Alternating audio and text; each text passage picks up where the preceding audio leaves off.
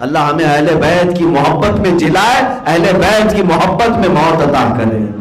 فرمایا میرے آقا صلی اللہ علیہ وسلم من مات علی حب آل محمد مات مؤمنا، اور ایک روایت میں مات شہیدا، جو اہل بیت کی محبت میں انتقال کر گیا اسے شہادت کی موت دی جائے۔ اہل بیت کی محبت میں دنیا سے گیا ہو، رسول پاک صلی اللہ تعالی علیہ وسلم کی آل ہم سب کے لیے ایمان کا درجہ ہے میرے عزیزو۔ حضور پاک صلی اللہ تعالی علیہ وسلم کا گھر وہ عظیم گھرانہ ہے جہاں قرآن کی آیتیں اتری ہیں، جس کے بارے میں حضرت حسن رضا بریلوی رحمۃ اللہ علیہ فرماتے بے اجازت ان کے گھر میں جبرائیل آتے نہیں۔ قدر والے جانتے ہیں عز و شان اہل بیت۔ تمہیں کیا پتا نبی پاک صلی اللہ علیہ وسلم کے پاس جب جبرائیل وحی لے کر کے آتے، آیتیں لے کر آتے، کبھی دوپہر میں، کبھی شام میں، کبھی رات میں، کبھی مسجد میں، کبھی جنگ کے میدان میں، کبھی سفر کے دوران، لیکن جب رسول کریم صلی اللہ علیہ وسلم اپنی عزیز بیٹی فاطمہ الزہرا کے گھر میں ہوتے تو جبرائیل دروازے پر کھڑے ہو جاتے تھے، دروازے پر کھڑے ہوتے، وہ وحی لے کر کے آئے ہیں، قرآن کی آیتیں لے کر کے آئے ہیں، اور حضور اکرم صلی اللہ تعالی علیہ وسلم سے اجازت مانگتے، اے اللہ کے نبی آپ کی لخت جگر فاطمہ الزہرا کے گھر میں اندر آنے کی اجازت مانگتا ہوں۔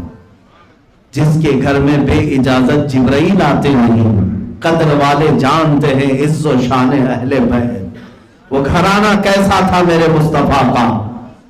فاقہ کشی تو تھی لیکن پوری امت کے لیے درس بنا دیا۔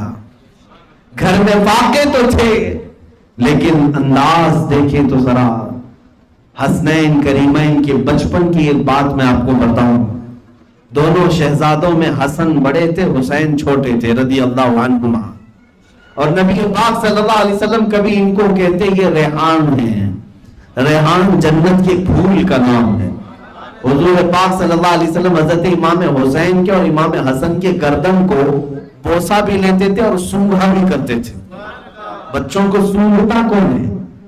چومتا ہے، سونگھتا کون ہے؟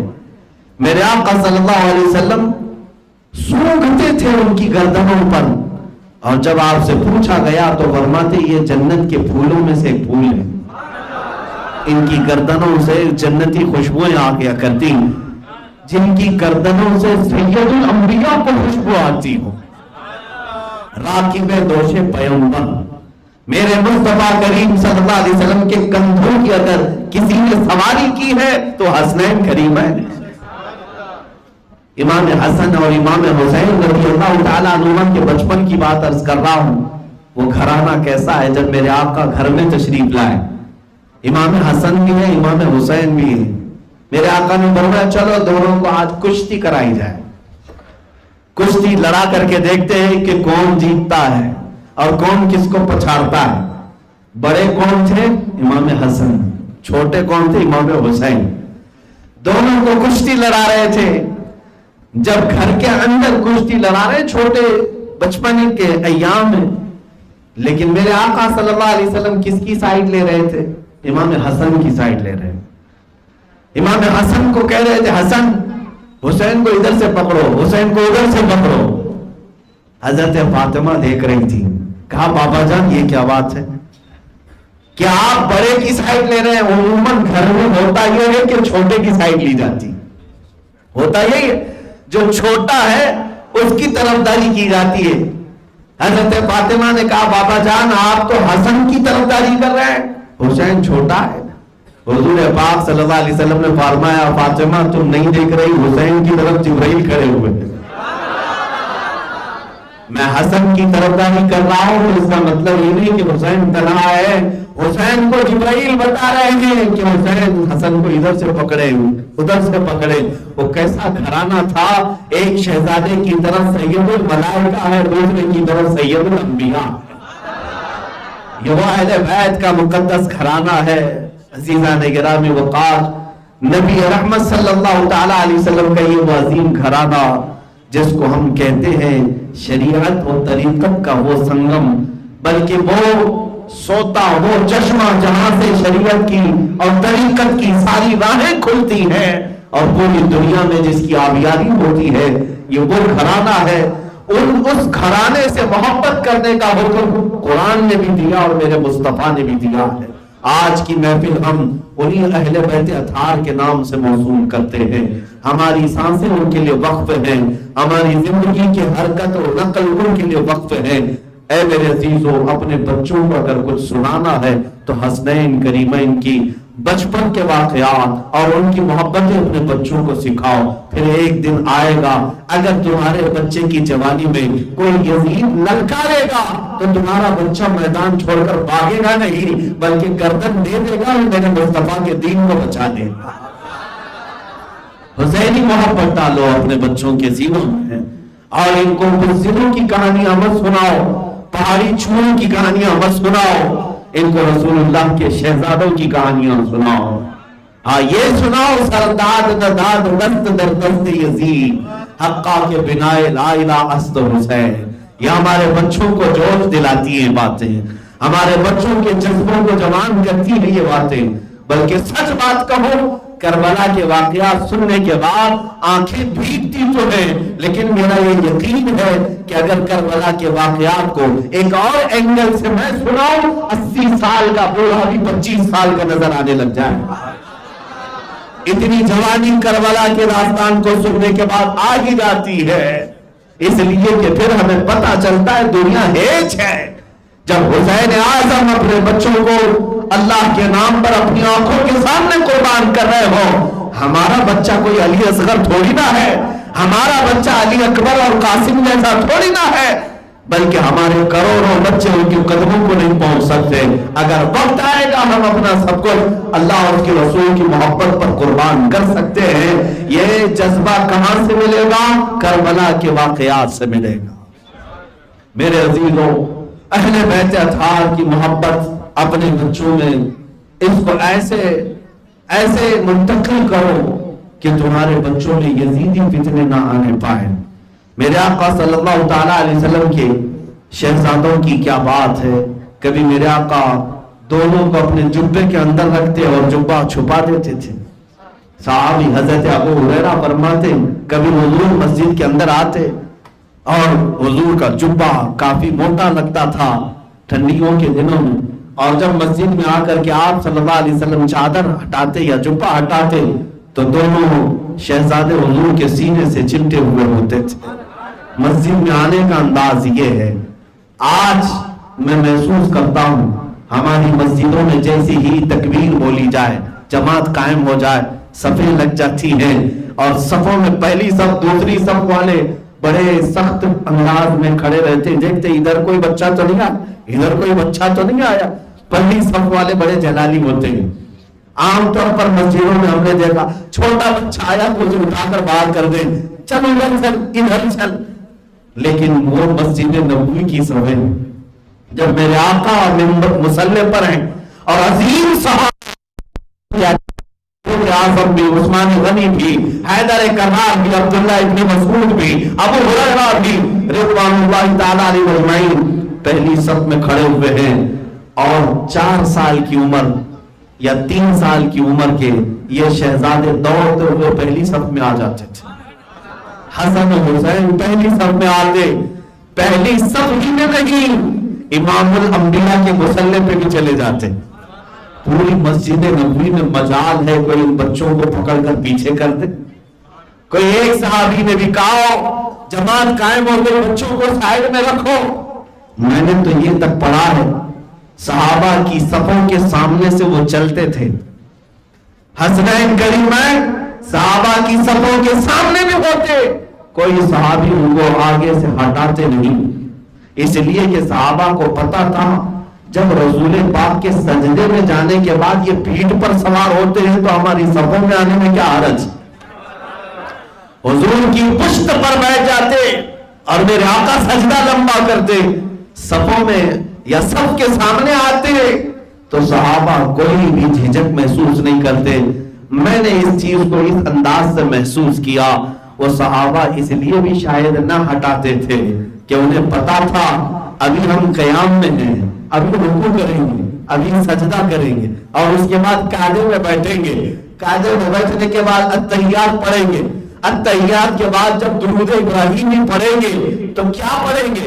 اللہم صلی علی محمد وعلی آل محمد. درود تو بھیجنا ہی ہوگا. کس پر؟ اے اللہ تو رحمت نازل کر سیدنا محمد پر اور ان کی آل پر. صحابہ کو معلوم تھا ابھی سجدہ ہوگا، ابھی قعدہ ہوگا، التحیات میں بیٹھیں گے تو انہی آل پر تو ہمیں درود بھی بھیجنا ہوگا. وہ صحابہ کی نمازیں کیسی تھی؟ جب قعدے میں بیٹھتے نبی کا تذکرہ آتا تو مصلی کی طرف دیکھتے، اور آلے نبی کا تذکرہ آتا تو حسنین کی طرف دیکھتے. عزیزان گرامی وقار، یہ اہل بیت اطہار جن کا تذکرہ ہماری روحوں کو جلا بخشتا ہے، جن کا تذکرہ بیمار دلوں کو صحت دیتا ہے. سیدنا حسن اور سیدنا حسین جن کے لیے آپ اس انداز سے محسوس کر سکتے ہیں ان کا کبیدہ خاطر ہونا، ان کا غمگین ہونا اللہ کو بھی گوارا نہیں. وہ ظالم کیسے شقی القلب رہے ہوں گے جنہوں نے کربلا کے میدان میں انہیں پیاسا رکھا اور بھوکا رکھا. اللہ رب العزت حسنین کریمین کو غمگین پسند نہیں فرماتا.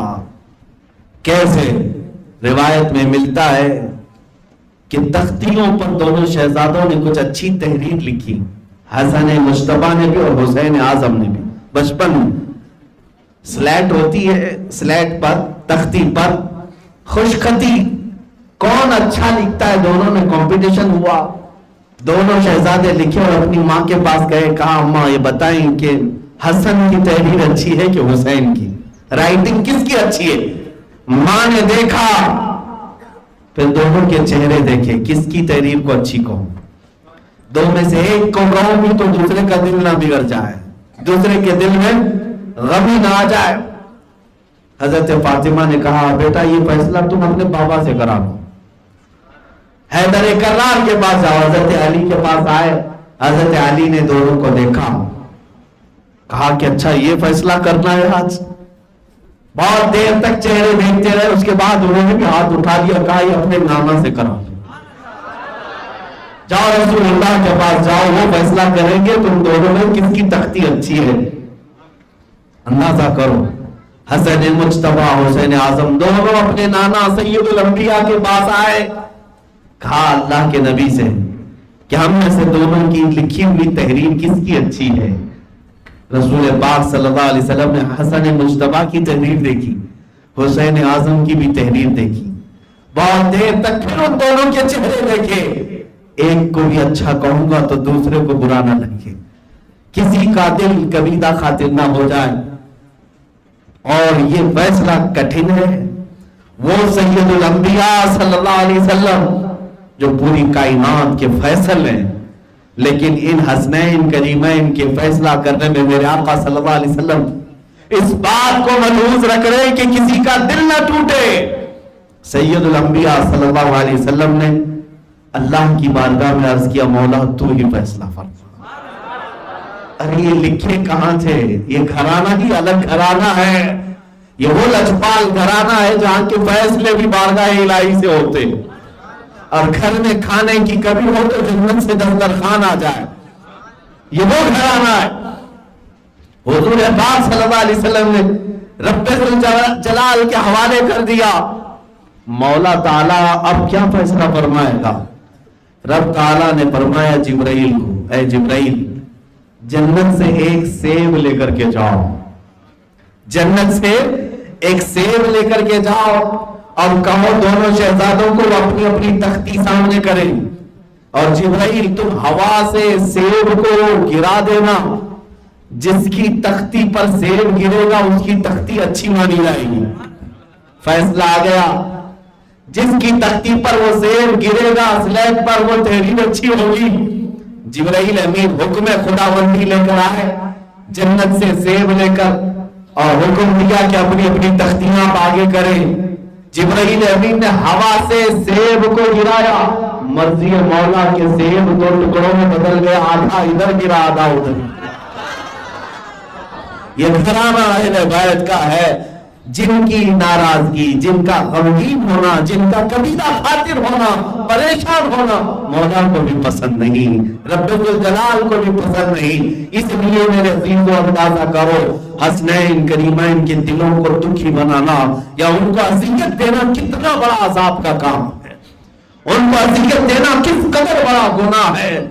تمہیں اندازہ ہے جب نبی پاک صلی اللہ تعالیٰ علیہ وسلم دعا فرماتے تھے، یوں دعا کرتے، اے اللہ تو گواہ ہے میں حسن سے محبت کرتا ہوں، میں حسین سے محبت کرتا ہوں، فاطمہ علی سے محبت کرتا ہوں، اے رب ذوالجلال تو بھی ان سے محبت کر، اور جو بھی ان لوگوں سے محبت کرے گا مولا تو ان سے بھی محبت کر۔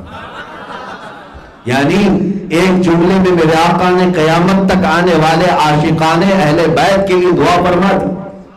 اگر آج آپ اہل بیت سے محبت کرتے ہیں تو میرے نبی کی دعا میں شامل ہو گئے۔ میرے آقا صلی اللہ علیہ وسلم نے دعا کیا ہے کہ مولا جو جو میرے حسنین سے محبت کرے گا مولا تو ان سے بھی محبت فرما۔ اس بات کا ہمیں اندازہ ہے عزیزان گرامی وقار، واللہ جو مل جائے میرے گل کا پسینہ، مانگے نہ کبھی عطر نہ پھر چاہے دلہن پھول۔ اسی کو اعلیٰ حضرت فاضل بریلوی نے فرمایا، کیا بات رضا اس چمنستان کرم کی، زہرا ہے کلی جس میں حسین و حسن پھول۔